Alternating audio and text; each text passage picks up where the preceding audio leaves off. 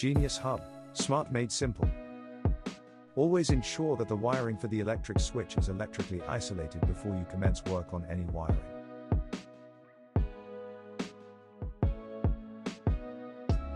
Break out the relevant section of a 1-gang pattress for the wiring and fix the pattress to the wall. It is recommended that a 30mm pattress is used. Pull through the relevant wiring, allowing plenty of spare.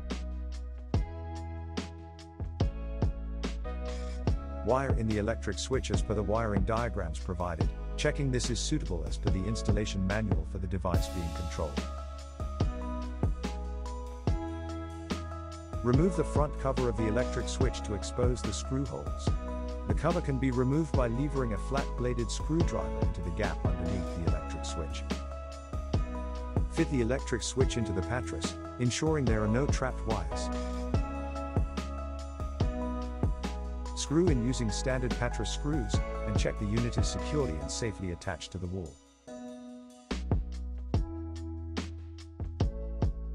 Place the cover back on the electric switch.